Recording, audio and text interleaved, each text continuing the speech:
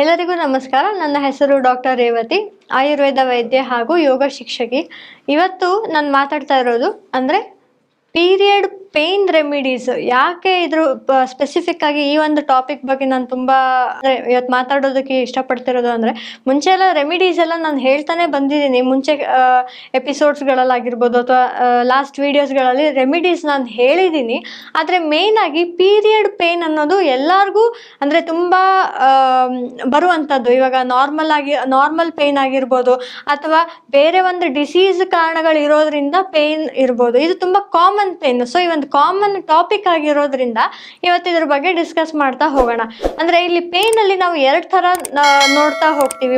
ಒಂದು normal pain ಅಂದ್ರೆ ಸಹಜವಾಗಿ ಪೀರಿಯಡ್ಸ್ ಆದಾಗ ನಿಮ್ಗೆ ಪೇನ್ ಇದ್ದೇ ಇರುತ್ತೆ. ಯಾವುದೇ ಒಂದು ಇಂಡಿವಿಜುವಲ್ ಆಗಲಿ, ಅಂದ್ರೆ ಯಾವುದೇ ಒಂದು ಹೆಣ್ಮಕ್ಳಿಗೆ ಅದು ಯಾವುದೇ ಒಂದು ಏಜ್ ಗ್ಯಾಪ್ ಆಗಿರ್ಬೋದು ಅಥವಾ ಯಾವುದೇ ಒಂದು ಸ್ಟೇಜಲ್ಲಿ ಪೀರಿಯಡ್ ಪೇನ್ ಅನ್ನೋದು ತುಂಬ ಕಾಮನ್. ಆದರೆ ಇನ್ನೊಂದು ಬಂದು ಅಬ್ನಾರ್ಮಲ್ ಪೇನ್. ಅದು ಹೇಗೆ ನಾವು ಡಿಸ್ಕ್ರೈಬ್ ಮಾಡ್ಬೋದು ಅಂತಂದರೆ, ಯಾವುದಾದ್ರೂ ಒಂದು ರೋಗದಿಂದ ಆ ಒಂದು ಪೇನ್ ನಿಮಗೆ ಪೀರಿಯಡ್ಸಲ್ಲಿ ಕಾಣಿಸ್ತಾ ಇರ್ಬೋದು. ಯಾವುದೆಲ್ಲ ಅದು, ಇವಾಗ PCOD ಇದ್ದರೆ ಅಥವಾ ನಿಮಗೆ ಡಯಾಬಿಟೀಸ್ ಇದ್ದರೆ ಅಥವಾ ಹೈಪರ್ ಟೆನ್ಷನ್ ಇದ್ದರೆ, ಇಂಥ ಕೇಸಸಲ್ಲಿ ಏನಾಗುತ್ತೆ, ಒಂದು ಸ್ವಲ್ಪ ಪೇನ್ ನಿಮಗೆ ಜಾಸ್ತಿ ಇರುತ್ತೆ, ಅಂದರೆ ನಾರ್ಮಲ್ಗಿಂತ ಹೆಚ್ಚು ನೋವಾಗುವಂಥದ್ದು.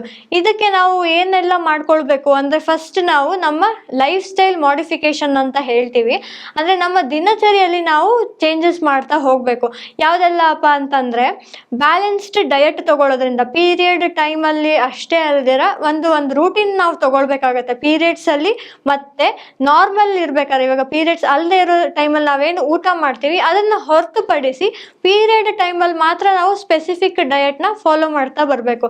ಆ ಥರ ಮಾಡಿದಾಗ ಈ ಒಂದು ಪೇನು ಕ್ರಮೇಣವಾಗಿ ಕಮ್ಮಿ ಆಗ್ತಾ ಬರುತ್ತೆ. ಆ್ಯಂಡ್ ನೆಕ್ಸ್ಟ್ ನಮ್ಮ ಲೈಫ್ ಸ್ಟೈಲು. ಇವಾಗ ಏನು ಮಾಡ್ತೀವಿ, ಪೀರಿಯಡ್ಸ್ ಟೈಮಲ್ಲೂ ನಾವು ವರ್ಕ್ಗೆ ಹೋಗೋದಾಗಿರ್ಬೋದು ಅಥವಾ ಏನಾದರೂ ಒಂದು ಫಿಸಿಕಲ್ ಆ್ಯಕ್ಟಿವಿಟಿ ಮಾಡೋದಾಗಿರ್ಬೋದು. ಇವಾಗ ಅಥ್ಲೀಟ್ಸ್ಗಳಲ್ಲಿ ಅಥವಾ ಸ್ಪೋರ್ಟ್ಸಲ್ಲಿ ಯಾವ್ದಾದ್ರು ಇದ್ದೀರ ಹೆಣ್ಮಕ್ಳು ಅಂತ ಆದಾಗ ಆ ಒಂದು ಸ್ಪೋರ್ಟ್ಸ್ನ ನೀವು ಬಿಡೋದಕ್ಕಾಗಲ್ಲ. ಸೊ ಅವಾಗ ಏನು ಮಾಡ್ತೀವಿ, ಆ ಒಂದು ಪೀರಿಯಡ್ಸ್ ಟೈಮಲ್ಲೂ ನಾವು ದೇಹದ ಆಪೋಸಿಟ್ ಒಂದು ಇದರಲ್ಲಿ ನಾವು ಕೆಲಸ ಮಾಡ್ತಾ ಹೋಗ್ತೀವಿ. ಅಂದರೆ ಆ ಟೈಮಲ್ಲಿ ದೇಹಕ್ಕೆ ರೆಸ್ಟ್ ಬೇಕು ಮುಖ್ಯವಾಗಿ. ಆ ರೆಸ್ಟ್ ಕೊಡದಿರ ನಾವು ಕೆಲಸ ಮಾಡಿದಾಗ ಅದರಿಂದ ಉತ್ಪತ್ತಿ ಆಗುವಂತಹ ಪೇನನ್ನು ನಾವು ನೋಡ್ತಾ ಹೋಗ್ಬೋದು. ಸೊ ಎರಡನೇದು ಬಂದು, ನೀವು ಆದಷ್ಟು ರೆಸ್ಟ್ ಮಾಡಿ. ನಾನು ಕೆಲಸ ಬಿಟ್ಕೊಂಡು ಮನೇಲಿ ಕೂತ್ಕೊಳ್ಳಿ ಅಥವಾ ನಿಮ್ಮ ಒಂದು ವರ್ಕ್ ಲೈಫ್ ಅಥವಾ ನಿಮ್ದೇನು ಕೆಲಸಗಳಿದೆ, ಹೌಸ್ ವೈಫ್ಸು ಆಗಿರ್ಬೋದು ಅಥವಾ ಬೇರೆಯವರಾಗಿರ್ಬೋದು, ನಿಮ್ಗೇನೋ ಒಂದು ಕೆಲಸ ಇದೆ ಅಥವಾ ಏನೋ ಒಂದು ಕಮಿಟ್ಮೆಂಟ್ ಇದೆ ಅಂತ ಆದಾಗ ಅದ್ರ ಜೊತೆಗೆ ಅದನ್ನು ಮಾಡ್ತಾ ಕೂಡ ನೀವು ನಿಮ್ಮ ಒಂದು ಬಾಡಿಗೆ ರೆಸ್ಟನ್ನು ಪ್ರೊವೈಡ್ ಮಾಡ್ಕೊಳ್ಬೇಕು. ಸೊ ಇದನ್ನು ಮಾಡ್ತಾ ಬಂದಂಗೆ ನಿಮ್ಗೆ ಅದು ಏನು ಪೀರಿಯಡ್ ಪೇನ್ ಏನಿದೆ ಅದು ಸ್ವಲ್ಪ ಕ್ರಮೇಣವಾಗಿ ಕಮ್ಮಿ ಆಗ್ತಾ ಬರುತ್ತೆ. ಆಮೇಲೆ ಪೀರಿಯಡ್ಸ್ ಇರೋ ಟೈಮಲ್ಲಿ ಏನು ಮಾಡಬೇಕು ಅಂತಂದರೆ, ಮೆಡಿಟೇಷನ್. ಮುಖ್ಯವಾಗಿ ಮೆಡಿಟೇಷನ್ ಮಾಡ್ತಾ ಬನ್ನಿ. ಪೀರಿಯಡ್ಸ್ ಟೈಮಲ್ಲಂತೂ ಇವಾಗ ಕೆಲವೊಬ್ರು ಏನೂ ವರ್ಕ್ ಇರಲ್ಲ ಅಂತ ಇದ್ದಾಗ ಒಂದು ಹಾಫ್ ಆನ್ ಅವರ್ ಆಗಿರ್ಬೋದು ಅಥವಾ ಒಂದು 15 ಮಿನಿಟ್ಸು ಮೆಡಿಟೇಷನ್ ಮಾಡ್ತಾ ಬಂದಾಗ ತುಂಬ ಅನುಕೂಲಕರ. ಇದು ಹೊರತುಪಡಿಸಿ ಆಯುರ್ವೇದದಲ್ಲಿ ಒಂದಿಷ್ಟು ಥೆರಪೀಸ್ ಹೇಳಿದ್ದಾರೆ ಅಥವಾ ಒಂದಿಷ್ಟು ಪ್ರೊಸೀಜರ್ಸ್ಗಳನ್ನು ಹೇಳಿದ್ದಾರೆ. ಅದರಲ್ಲಿ ಯಾವುದೆಲ್ಲ ಅಂತ ಹೇಳ್ತಾ ಹೋದರೆ, ಒಂದು ಅಭ್ಯಂಗ ಅಂದರೆ ಫುಲ್ ಬಾಡಿ ಮಸಾಜ್. ಅಂದರೆ ನೀವು ಫುಲ್ ಎಲ್ಲ ಚೆನ್ನಾಗಿ ಒಂದು 50 ml 100 ml ಎಣ್ಣೆ ತೊಗೊಂಡು ಮಸಾಜ್ ಮಾಡ್ಕೊಳ್ಳಿ ಅಂತ ನಾನು ಹೇಳ್ತಾ ಇಲ್ಲ. ನಿಮಗೆ ಎಷ್ಟು ಅವಶ್ಯಕತೆ ಇದೆ ಅಂದರೆ ಒಂದು 10 ml ಆಗಿರ್ಬೋದು, ಒಂದು 5 ml ನೀವು ಒಂದು ಸ್ವಲ್ಪ ಎಣ್ಣೆ ತೊಗೊಂಡು ಅದನ್ನು ಒಂಚೂರು ಬಿಸಿ ಮಾಡಿಕೊಂಡು ನಿಮಗೆ ಹೇಗೆ ಎಷ್ಟು ಕಂಫರ್ಟಬಲ್ ಅನಿಸುತ್ತೋ ಅಷ್ಟು ನೀವು ಮಸಾಜ್ ಮಾಡ್ಕೊಳ್ಬೇಕು. ಇದು ಪೀರಿಯಡ್ಸ್ ಟೈಮಲ್ಲಿ ಅಂತ ಅಷ್ಟೇ ಅಲ್ಲ, ಬೇರೆ ಟೈಮಲ್ಲೂ ಒಂದು 2 ದಿನಕ್ಕೆ ಒಂದ್ಸತಿ ಅಥವಾ ಡೈಲಿ ಆದರೆ ಡೈಲಿ ಮಾಡ್ಕೊಳ್ಳಿ ಅಥವಾ 2 ದಿನಕ್ಕೆ ಒಂದ್ಸತಿ ಆಗುತ್ತೆ ಅಂದರೆ ಆ ಥರ ಮಾಡಿಕೊಂಡು ಒಂಚೂರು ಬಿಸಿ ನೀರು ಸ್ನಾನ ಮಾಡೋದ್ರಿಂದ ಮೈ ಕೈಗೆ ಹಗುರ ಅನಿಸುತ್ತೆ. ಹಾಗಾಗಿ ನಿಮಗೆ ಪೀರಿಯಡ್ಸಲ್ಲಿ ಉಂಟಾಗುವಂತಹ ನೋವುಗಳು ಕಮ್ಮಿ ಆಗುತ್ತೆ. ಇವಾಗ ಇನ್ನೊಂದು ಏನಪ್ಪ ಅಂತಂದರೆ, ಕಾಲು ಅಂದರೆ ಪಾದಾಭ್ಯಂಗ. ನಿಮ್ಮ ಕಾಲುಗಳಿಗೆ ಅಥವಾ ಫುಟ್ ರೀಜನ್ನಲ್ಲಿ ಚೆನ್ನಾಗಿ ಮಸಾಜ್ ಮಾಡ್ಕೊಳ್ಬೇಕು.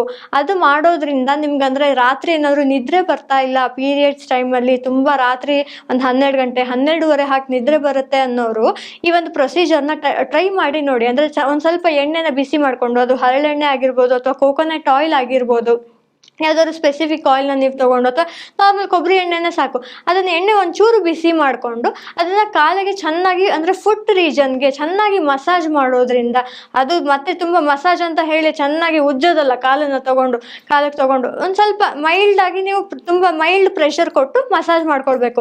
ಈ ಥರ ಮಾಡೋದ್ರಿಂದ ನಿಮ್ಗಂದರೆ ರೆಸೆಪ್ಟಾರ್ಸ್, ಬ್ರೈನ್ ಸೆಲ್ಸ್ ಆಗಿರ್ಬೋದು ಅಥವಾ ಏನು ರೆಸೆಪ್ಟಾರ್ಸ್ ಇರುತ್ತೆ ದೇಹದಲ್ಲಿ ಅದೆಲ್ಲ ಕಾಮ್ ಡೌನ್ ಆಗುತ್ತೆ. ಆ ಕಾಮ್ ಡೌನ್ ಆದಾಗ ಪೇನ್ ರೆಸೆಪ್ಟಾರ್ಸು ನಿಮಗೆ ಪೇನನ್ನು ಉಂಟು ಮಾಡೋದಿಲ್ಲ.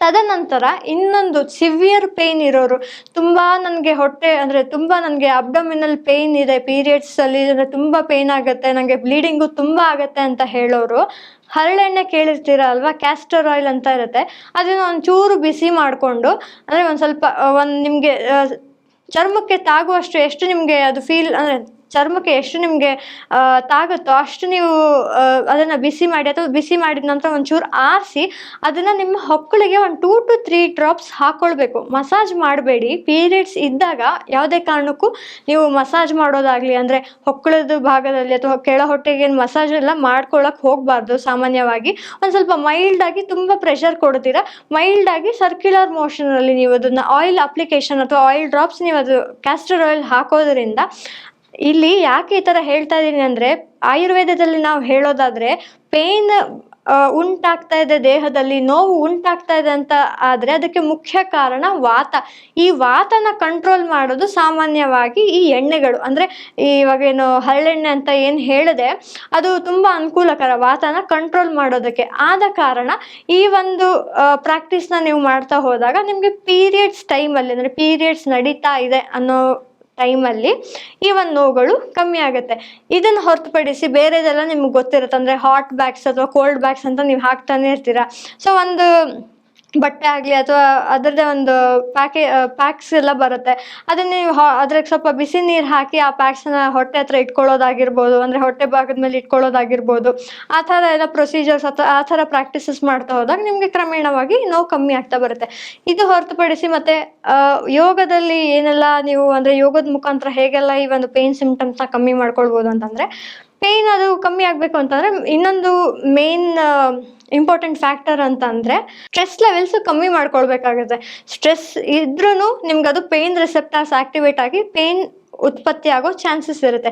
ಸ್ಟ್ರೆಸ್ ಲೆವೆಲ್ಸ್ಗೆಲ್ಲ ಏನು ಮಾಡ್ಕೊಳ್ಬೋದು, ಚಂದ್ರಭೇದನ ಪ್ರಾಣಾಯಾಮ ನನ್ನ ಹಿಂದಿನ ಸಂಚಿಕೆಗಳಲ್ಲಿ ಹೇಳಿರ್ತೀನಿ, ಅಂದರೆ ಚಂದ್ರಭೇದನ ಪ್ರಾಣಾಯಾಮ ಮಾಡ್ಕೊಳ್ಬೇಕು ಅಂತ ಹೇಳಿ ಅದೊಂದು ಪ್ರಾಕ್ಟೀಸ್ ಮಾಡ್ಬೋದು. ಆಮೇಲೆ ನಾಡಿ ಶೋಧನ ಮಾಡ್ಕೊಳ್ಬೋದು. ಇಲ್ಲಾಂದರೆ ನಾರ್ಮಲ್ ನಿಮ್ಗೆ ಇದೆಲ್ಲ ಬರೋದಿಲ್ಲ ಅಥವಾ ಗೊತ್ತಿಲ್ಲ ಅಂತ ಹೇಳಿದ್ರೆ ನಾರ್ಮಲ್ ಮೆಡಿಟೇಷನ್ ಮಾಡೋದ್ರಿಂದ ಅಥವಾ ಒಂದು ಕತ್ಲೆ ಕೋಣೆಯಲ್ಲಿ ಜಸ್ಟ್ ನಿಮ್ಮ ಬ್ರೀದಿಂಗ್ ಪ್ಯಾಟರ್ನ್ಸ್ನ ನೀವು ಅಬ್ಸರ್ವ್ ಮಾಡಿ ನಿಮ್ಮ ಪಾಡಿಗೆ ನೀವು ಕೂತ್ಕೊಂಡು, ಅಂದರೆ ಸಿಟ್ಟಿಂಗ್ ಪೊಸಿಷನಲ್ಲಿ ಕೂತ್ಕೊಂಡು ನೀವು ಸೆಲ್ಫ್ ಅವೇರ್ನೆಸ್ ಕ್ರಿಯೇಟ್ ಮಾಡಿಕೊಂಡು ನೀವು ಅದನ್ನು ಪ್ರಾಕ್ಟೀಸ್ ಮಾಡ್ತಾ ಹೋದಾಗ ಆ ಒಂದು ಕಾನ್ಸಂಟ್ರೇಷನ್ ಏನಿರುತ್ತೆ, ಅಂದರೆ ಪೇಯ್ನ್ ಸಿಂಪ್ಟಮ್ಸ್ ಮೇಲೆ ಏನು ಕಾನ್ಸಂಟ್ರೇಷನ್ ಇರುತ್ತೆ ಅದು ಇಲ್ಲಿ ನಿಮ್ಮ ಬ್ರೀದಿಂಗ್ ಪ್ಯಾಟರ್ನ್ಸಲ್ಲಿ ನೀವು ಆ ಒಂದು ಕಾನ್ಸಂಟ್ರೇಷನನ್ನು ಶಿಫ್ಟ್ ಮಾಡಿದಾಗ ಅಥವಾ ಚೇಂಜ್ ಮಾಡಿದಾಗ ನಿಮ್ಗಲ್ಲಿ ಕ್ರಮೇಣವಾಗಿ ಮೈಂಡ್ ಕಾಮ್ ಆಗಿ ಸ್ಟ್ರೆಸ್ ಲೆವೆಲ್ಸ್ ಕಮ್ಮಿ ಆಗಿ ಆ ನೋವುಗಳು ಕಮ್ಮಿ ಆಗ್ತಾ ಬರುತ್ತೆ. ಈ ಎಲ್ಲ ಪ್ರೊಸೀಜರ್ಸ್ ಲೈಕ್ ಆಯುರ್ವೇದ ಪ್ರೋಟೋಕಾಲ್ಸ್ ಆಗಿರ್ಬೋದು, ಯೋಗ ಪ್ರೋಟೋಕಾಲ್ಸ್ ಏನು ಹೇಳಿದೆ ಅಥವಾ ನಿಮ್ಮ ಲೈಫ್ ಸ್ಟೈಲ್ ಚೇಂಜಸಲ್ಲಿ ಏನು ಹೇಳಿದೆ, ಇದನ್ನೆಲ್ಲ ನೀವು ಕಂಬೈಂಡಾಗಿ ಮಾಡೋದ್ರಿಂದ ಆ ಒಂದು ಪೇಯ್ನ್ ಸಿಂಪ್ಟಮ್ಸ್ ಅಂದರೆ ಅಬ್ನಾರ್ಮಲ್ ಪೇಯ್ನ್ ಸಿಂಪ್ಟಮ್ಸು ಇದರ ಜೊತೆಗೆ ಏನಾದರೂ ರೋಗದಿಂದ ಉತ್ಪತ್ತಿ ಆಗಿರುವಂತಹ ಪೇಯ್ನ್, ಅಂದರೆ ಇವಾಗ ಸಪೋಸ್ ಡಯಾಬಿಟೀಸ್ ಇರುತ್ತೆ, ಅಂದರೆ ಇವಾಗ ಇನ್ಸುಲಿನ್ ರೆಸಿಸ್ಟೆನ್ಸ್ ಇರ್ಬೋದು ಅಥವಾ ಬೇರೆ ಏನಾದರೂ ಹಾರ್ಮೋನಲ್ ಚೇಂಜಸ್ ಆಗಿ ಆ ಪೇಯ್ನ್ ಇರ್ಬೋದು, ಅಂಥದಕ್ಕೆ ಏನು ಮಾಡಬೇಕು, ಆ ಒಂದು ರೂಟ್ ಕಾಸು ನೀವು ತಿಳ್ಕೊಂಡು ಆ ಒಂದು ರೋಗ ಲಕ್ಷಣಗಳನ್ನು ನೀವು ಕಮ್ಮಿ ಮಾಡಿಕೊಂಡಾಗ ಇದು ಇಂಡೈರೆಕ್ಟಾಗಿ ಇಲ್ಲಿ ಪೀರಿಯಡ್ ಪೇಯ್ನ್ ಅನ್ನೋದು ನಿಮಗೆ ಕಮ್ಮಿ ಆಗ್ತಾ ಬರುತ್ತೆ. ಸೊ ಇದನ್ನೆಲ್ಲ ಫಾಲೋ ಮಾಡಿ ನಿಮ್ಮ ಪೀರಿಯಡ್ ಪೇಯ್ನ್ ನೀವು ಕಮ್ಮಿ ಮಾಡ್ಕೊಳ್ಬೋದಾಗಿದೆ. Thank you.